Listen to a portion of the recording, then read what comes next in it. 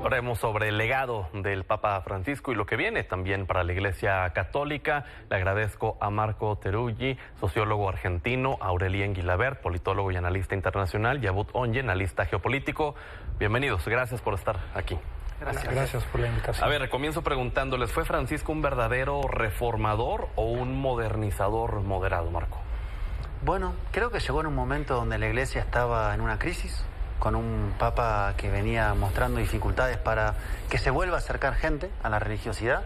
Y Francisco, antes Bergoglio en Argentina, es el primer papa latinoamericano y tiene una política de expansión en cuanto a, desde su política de viajes, a las formas de convocar a la gente en este tiempo histórico a la fe, a acercarse. Y creo que en ese sentido tuvo muchas políticas que molestaron incluso a poderosos en la política, a sectores conservadores de la Iglesia, y eso permitió oxigenar una institución muy vieja, a veces muy anticuada, ¿sí? Y abrió a nuevos discursos, formatos, y creo que en eso fue tal vez el Papa por lo menos más transformador que hemos visto en mucho tiempo, y me atrevo a decir que lo vamos a extrañar en ese sentido respecto a lo que venga más adelante. Y ahorita hablaremos de si se puede continuar con esta apertura. Abud, ¿qué opinas?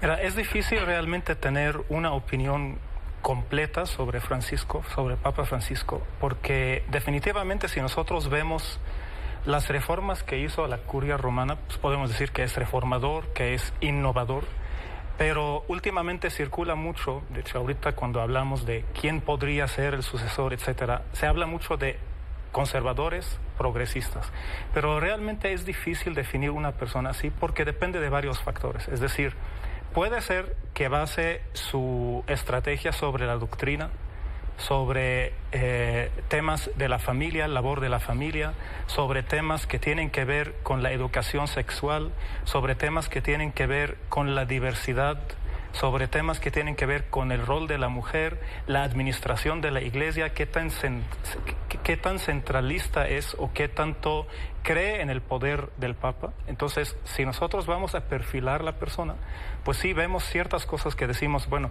si es reformador en su forma de administrar la Iglesia, puso más transparencia financiera. ¿Sí? Sin embargo, como también mencionaron, pues dijo algunas cosas que provocó muchas polémicas internas dentro del mismo Vaticano, dentro de la Iglesia, ¿sí? Y al mismo tiempo pues, a nivel internacional. Aurelien.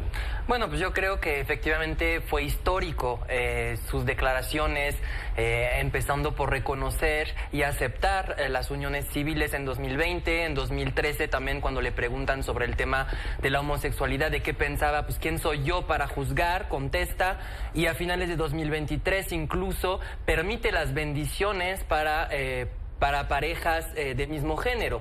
Ahora, pues también fue criticado por una declaración que pocas personas se acuerdan, pero cuando hablaba de quiénes podían entrar al seminario, pues si podían entrar las personas homosexuales o no, acuérdense de esa frase que había mucho mariconeo dentro del seminario, cosa que después se retractó y tuvo que emitir una disculpa pública, ¿no? Entonces, bueno, yo creo que si bien el Papa Francisco ha aportado un par de innovaciones en el discurso, todavía tenemos una doctrina y un movimiento religioso católico que sigue discriminando, sigue enfrentándose a los derechos a la identidad, por ejemplo, el tema de rectificación de actas en los documentos de bautizo para las personas trans, no es posible. El papel de la mujer, por supuesto, el tema de la educación sexual desde la más temprana edad, para justamente prevenir pues el abuso sexual infantil, del cual también la Iglesia ha sido pues un actor fundamental en la historia, desgraciadamente. ¿Fueron gestos simbólicos o señales de una apertura estructural? Yo creo que fue por su formación. Creo que es una persona, pues evidentemente humanista, que ha sabido aprender y actualizarse sobre los movimientos sociales y sobre las nuevas conformaciones de la sociedad. Sin embargo, adentro mismo de su movimiento religioso, pues son varias corrientes a las cuales se está oponiendo, y justamente se sigue habiendo, pues ahorita una incógnita, saber si se va a seguir con ese legado, con esa brecha de apertura, o si vamos a caer en lo regresivo como pues los antiguos papas, ¿no? Ahora, en el aspecto de Argentina, Marco, ¿qué lugar ocupa hoy su figura en la memoria colectiva de la comunidad argentina? Déjame agregarte solo una cosita, sí, porque claro. creo que hay un debate de fondo que no lo vamos a saltar, que la pregunta es cuánto se puede reformar una institución como esta iglesia, ¿no? Y en qué aspectos se puede hacerlo. Y creo que uniendo las dos preguntas, en el caso de Argentina, antes de ser Francisco era Bergoglio. Claro. Y tuvo un trabajo muy fuerte con lo que se conoce como los cartoneros, que son los últimos de la fila, las personas que juntan cartones en la calle para poder vivir. Y él auspiciaba misas con los cartoneros, tenía un trabajo con los sectores más vulnerables, y creo que esa impronta más en términos de acercarse a los más pobres fue lo que también lo marcó como papa. Él tuvo una consigna que fue tierra, techo y trabajo, que quiere decir toda persona tiene que tener el derecho a tener una casa, un oficio y un lugar para cultivar la tierra. Y eso fue un grado de transformación muy fuerte porque se juntó con movimientos sociales en América Latina, con el movimiento Sin Tierra de Brasil, con los cartoneros de Argentina, el movimiento indígena de Bolivia. Y ahí yo creo que, digamos, mostró otra posibilidad de justamente acercarse a la gente y que no sea una iglesia superestructural, alejada en los salones muy elegantes de Roma y del Vaticano, sino justamente con los pies en la tierra. Y creo que eso es que hace que hoy en Argentina se lo recuerde en general, porque era un papa popular, porque le gustaba el fútbol, tomaba mate y tomaba el metro, pero además sobre todo en los sectores más humildes, como un papa de la gente. Y eso creo que tal vez fue uno de los principales legados que él dejó y que él quiso que así fuera. ¿Quieres abonar algo a estos dos temas, Abud? Sí, a esos dos temas rápido quiero tratar de hacer como una visión pragmática. A ver.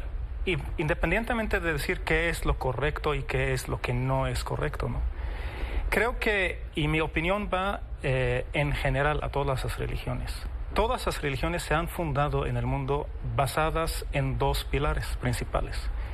El primer pilar es la visión de la vida y la muerte y qué hay después de la muerte, dar una explicación de este tema. Y el otro pilar es lo que es la vida sexual, el objetivo, etc. El problema hoy en día en todas las religiones, incluyendo la Iglesia Católica, es que la vida moderna ataca estos dos pilares. Es decir, la palabra incómoda que es innovación llega a todo y dice, bueno, ese pilar de la vida después de la muerte, pues vamos a manipularlo. Hoy en día, hace una semana, escuchamos cómo regresaron un tipo de lobos que desde hace 12.000 años no existía en el planeta, ¿no? Este es un tema. Y dos, la vida sexual es el otro pilar que también el mundo anda manipulando. Hoy en día la Iglesia Católica está en una situación muy complicada. ¿Por qué? Porque esos dos pilares están pero muy importantes dentro de la doctrina católica. Daré un ejemplo. Hasta el momento, la Iglesia Católica, desde 1968, fue la última vez que se hizo una actualización respecto a los medios anticonceptivos artificiales. Hoy en día ya estamos casi un siglo después y seguimos hablando de cosas. A ver, no estoy atacando, o sea, yo al final de cuentas soy católico ortodoxo, tengo mi fe, pero al final de cuentas veo que esos dos pilares tan sensibles ¿Sí? es lo que está provocando todo este ruido, independientemente de qué es lo correcto y qué es lo que no es correcto. También queremos proteger lo que son los valores de la familia. ¿Qué opinas al respecto? Pues yo creo que sí hay que hablar de lo correcto y lo incorrecto, y me parece que en unos estados laicos, evidentemente no lo que sucede en el Vaticano, aunque esas personas también tendrían que tener esos derechos, hablar de pilares, pues es considerar pilares como, por ejemplo, el derecho a la libertad de expresión, el derecho a la libertad de amar, el derecho pues a vivir su sexualidad plenamente de manera informada y el derecho a una vida libre de violencia. Porque ¿qué ha pasado con esos papas que decían que éramos unos enfermos, que promovían incluso discursos violentos en contra de nosotros? Pues me parece que eso sí es lo incorrecto. Y creo que en este sentido, pues el Papa Francisco se ha acercado, orillado a lo correcto, pero falta mucho por hacer. Ahí está el Frente Nacional por la Familia, ahí está todavía los discursos antiderechos en estados como México, donde la religión no puede ser un tema de Estado y no se puede meter en nuestros derechos. Pero ¿hasta qué punto, Marco, se puede flexibilizar la Iglesia en ese sentido? ¿Y hasta qué punto un papa puede transformarla? ¿Y hasta qué punto algunos aspectos que vimos de él van a perdurar en la Iglesia ahora que se fue o justamente se va a ir hacia atrás? Y además estos temas que ellos plantean, pienso en cosas que dijo muy fuertemente Francisco en sus escritos y en sus discursos. Cuestiones como el medio ambiente y el riesgo climático.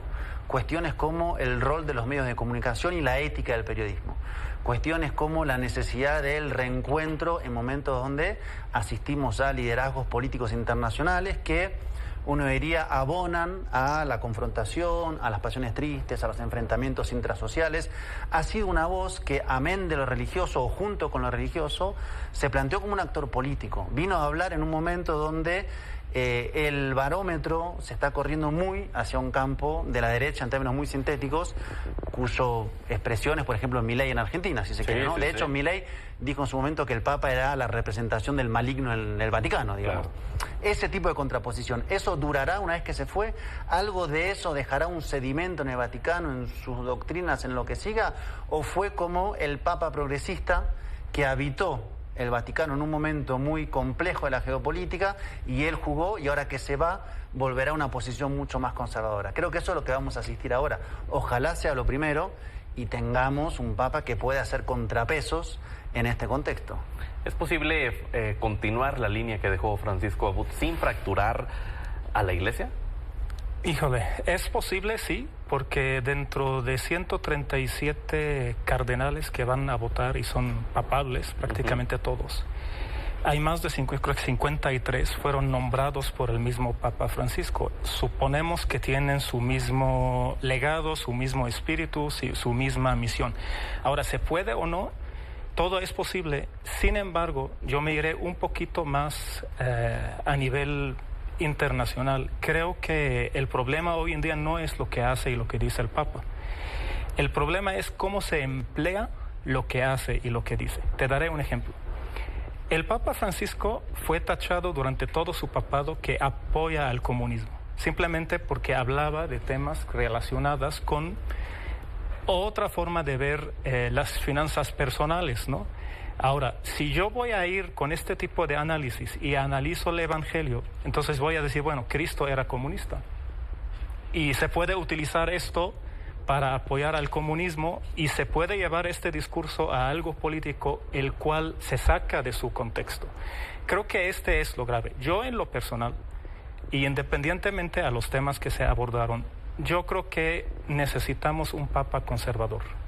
Un Papa conservador que realmente pueda poner las letras en su lugar o las cosas en su lugar, porque el mundo está polarizado. ¿En qué sentido? En que si eres derecha, entonces eres conservador, entonces eres contra la Agenda 2030, entonces no crees en el cambio climático, no crees en la diversidad de género, etcétera, etcétera. Pero puede sobrevivir la Iglesia al siglo XXI si no se tiene transforma. Que innovar. Vuelvo a hablar de esa palabra incómoda. Innovar quiere decir volver a revisar todo desde el fondo. ¿Hay abusos sexuales? Sí. Pero la solución no es nada más castigar. La solución es regresar allá y ver por qué se da esa práctica en la Iglesia. ¿Qué es lo que está llevando a esto? Que es la misma idea de la sexualidad que viene desde San Agustín o desde puntos mucho más atrás. Eso es lo que se tiene que revisar. Okay. Además de todas las tácticas pequeñas, ¿no? Aurelien, ¿coincides si quieres? Pues mira, yo creo que es una oportunidad. ¿Qué se necesita? Nuevamente, creo que se necesita, como lo dijo el Papa en su última bendición, paz. Y él lo que decía perfectamente es que no puede haber paz sin libertad de expresión y sin respetar a las demás personas. Por eso yo espero que llegue pues una persona, pues sí, progresista, que siga su legado, su brecha, porque tiene repercusiones en el mundo entero y afecta a poblaciones, vidas y muertes de muchas personas. Aquí no estamos hablando de un tema de comunismo, capitalismo, de una ideología, de un modelo económico. Estamos hablando de vidas y de asesinatos. Y eso me parece que es fundamental. Y yo quiero refrendar mi apoyo a todos estos movimientos católicos o religiosos que, a pesar de esas doctrinas conservadoras antiderechos, luchan adentro de sus propias religiones para asegurar sus derechos. Mis respetos y mi solidaridad. Marco, ¿tú qué opinas? ¿Qué necesita la Iglesia en esta actualidad? Qué pregunta. Yo soy bautizado, hice la comunión, ahora de ahí a saber qué necesita la Iglesia. Yo creo que si algo necesitaba antes de Francisco era recuperar fieles o volver a sumar a más gente. Y eso Francisco lo logró. Objetivamente, en términos cuantitativos, hay más bautizados hoy que cuando él empezó y más gente que se ha acercado a él por religión o por afinidad en su palabra, en su manera de que se abrieran puertas o se rompieran barreras de acceso a lo sagrado y se pudiera hablar de tú a tú con un papa. Pensemos en documentales, cosas que pueden parecer triviales, pero un documental con jóvenes que le hablan como se habla a una persona que es una persona que está al frente a una iglesia como la católica y habla de tú a tú. Yo creo que eso es necesario. Ahora hay que ver si hagan lío, ¿no? Hagan lío en este momento. Por eso insisto, no es cualquier momento. Y nosotros tenemos en Argentina la antítesis, que es una persona que dice que toda la diversidad sexual termina en la pedofilia, claro, que el cambio climático no existe. Yo creo que la Iglesia tiene que encontrar su tono para esta época. Ahora, ¿cuánto se puede reformar o no? ¿Qué son los cambios que hacen falta en este momento? Creo que es un debate que está abierto ahí adentro. Lo que sí ha habido en los últimos años es una pérdida, antes del Papa Francisco, de la religiosidad católica en América Latina. La pregunta es ¿por qué? ¿Por qué más gente se acercó al evangelismo y no al catolicismo? Y por eso Francisco fue un contrapeso. Pero la pregunta original sería, ¿y por qué los jóvenes y las jóvenes de los barrios populares se hacen evangélicos? Y van a la iglesia a la salvación y no a la capilla. Bueno, ahí está la pregunta. Y si la iglesia no logra resolver eso para lo que sigue, va a seguir la tendencia de crecimiento de una y aumento de la otra. Nos quedan unos cuantos segundos. Me gustaría finalizar contigo, Aboud. Tú eres de Siria y tengo genuinamente la curiosidad de saber cómo fue percibido en el mundo árabe islámico. Mira, justo estábamos hablando de este tema. Creo que la figura del Papa para los minoristas católicos o cristianos en general en el Medio Oriente es de mucha importancia. ¿Por qué? Porque son minoría, necesitan apoyo, necesitan esa figura que ellos sienten que les da esperanza o les da apoyo a pesar de que ante todo lo que está sucediendo en el Medio Oriente y lo que ha sucedido. Al final, desde Juan Pablo II visitó Siria, diferentes papas han ido al Medio Oriente y su mensaje estaba claro. Sin embargo, no depende de la persona. O sea, el punto a donde quiero llegar, si me permites, es no depende del Papa en sí. Depende de una estructura bastante robusta y tiene muchos años y necesita revisión a fondo. Creo que esto es lo que esperamos ver, ¿no?, en el próximo Papa. Pues bueno, los invitaremos próximamente, por favor, para continuar con esta plática, si nos lo permiten. Muchas gracias. Gracias por haber estado aquí. Vamos a la pausa, regresamos.